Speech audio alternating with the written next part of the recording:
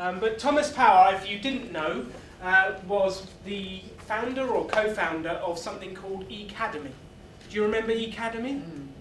And actually that was a business networking site that was started 5 years before LinkedIn even came on the scene. So Thomas Power got there first and set up his business and grew it and did all sorts of interesting things with that and became the biggest part of social media right at the start and the foundation of it.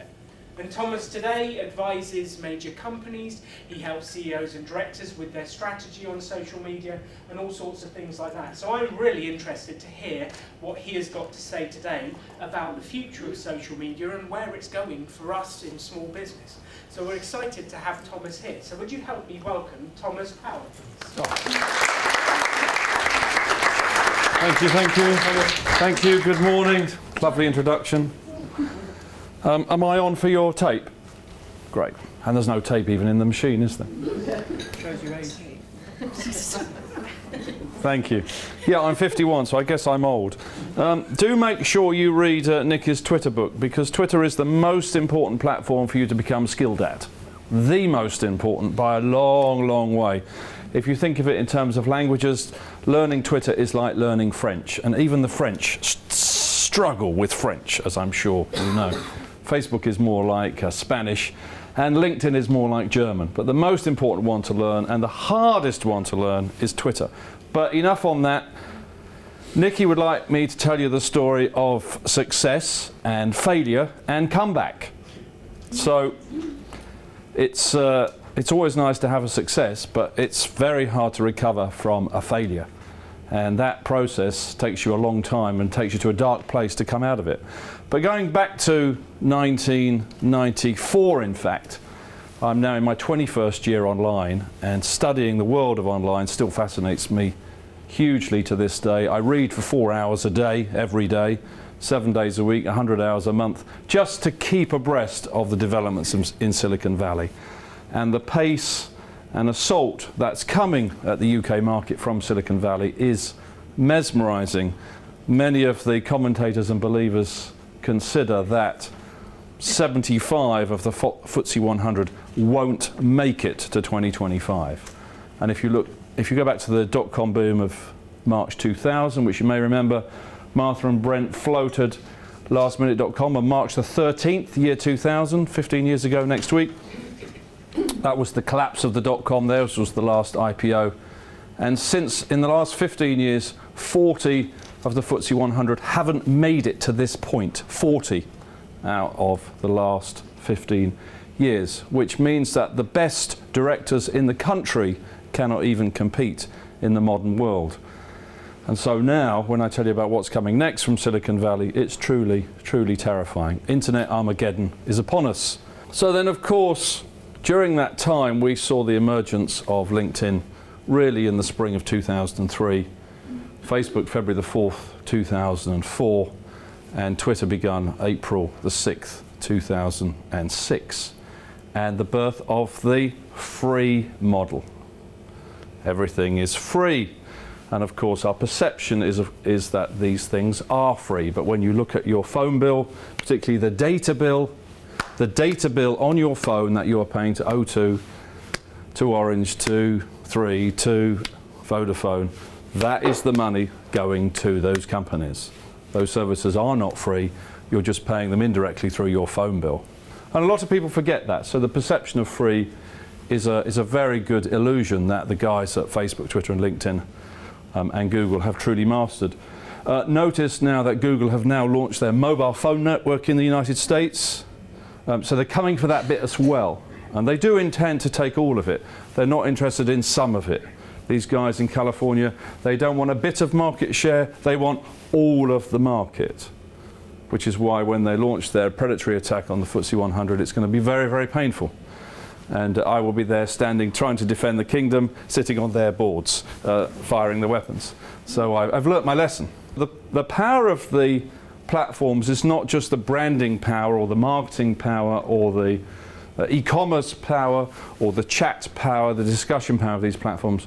They're actually very good for physical and mental recovery as well.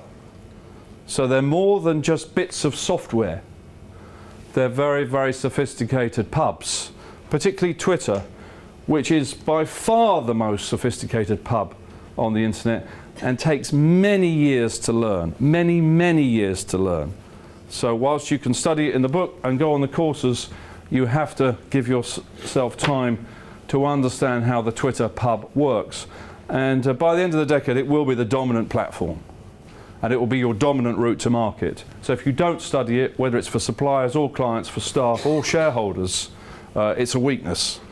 And it's a dangerous weakness to have in your portfolio, to not understand how it works. But what I've learned is that very experienced high-performing executives can't use social media. And also don't have any context around it, even why they should even learn it. And treat it very much as like golf. It's something I'll learn when I'm retired. But also because they have such good pension programs and high-paid performance salaries, arguably they don't need it because they've got old clout, called the Black Book, called Oxford and Cambridge, and most of their business revolves around Oxford and Cambridge and that Black Book. And they're not really panicking yet about the scale of the social assault coming from California because they don't really see it. They don't really sense it.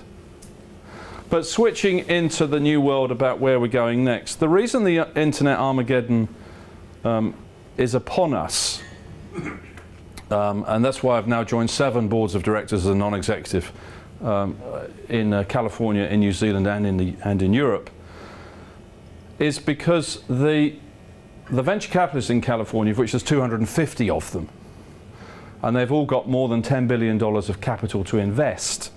So 250 times 10 billion, you can see how big a number that is.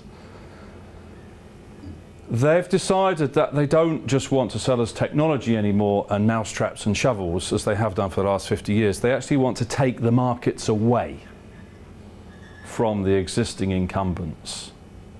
So when you sit through a venture capitalist pitch now, and if you think of the one that Travis does at Uber, here is the Uber pitch from Travis. So, how many cities are there in the world of more than 1 million people? Question 1. Anybody know the answer to that question? Nobody does. It's actually 1,000. You wouldn't know that there were 1,000 cities in the world of more than 1 million people. How many taxis operate in those 1,000 cities? 10,000 taxis operate in each of those cities. Okay. What's the total revenue of those 10,000 taxis in those 1,000 cities? It is $500 billion US, $10 billion US a week of total revenue. To put that in context, that's the total size of the global advertising market, $500 billion US, of which Google have 70 billion of that 500 billion. So when Travis then pitches this with Peter Thiel, recommend you read his book, 0 to 1, phenomenal publication that he's put out there, because he's sort of written the predatory manual of how Big Co is going to be assaulted. Not just assaulted but annihilated. They look at that market of $500 billion and they say, right, so how much of that could we get? And they say, well, I think we could get half. $250 billion. Now, to put that in context, that's more than the current turnover of even Apple. And Apple is the biggest company in the world now, as I'm sure you're aware. And then they work out the cost of the capital to get to the $250 billion of revenue. In other words, how much capital would it take to get 50% market share of the global taxi market? And in the United States, if you look at all the dot-com models, without exception, for every dollar of revenue, you need a dollar of equity or a dollar of debt. In every single situation, if you check them all. And I've studied all of them for the last 21 years.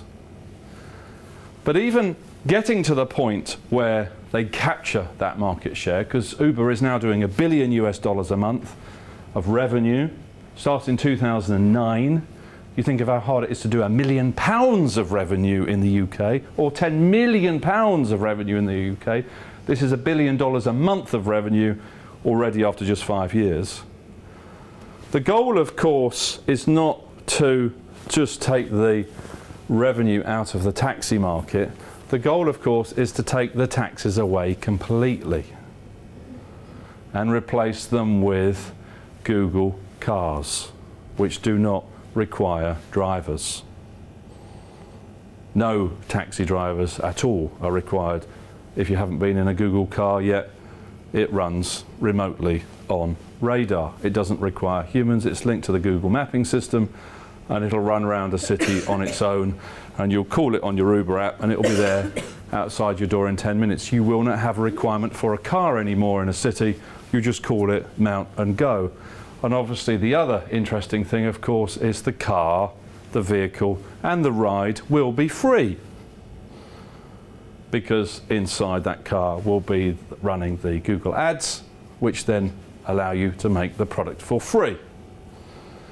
So it's not just the taxi that is at threat, it's not just the income to the governments that are at threat, it's also the motor industry that is being assaulted, because in cities you then have the opportunity to replace all the cars with obviously eco battery based cars for free.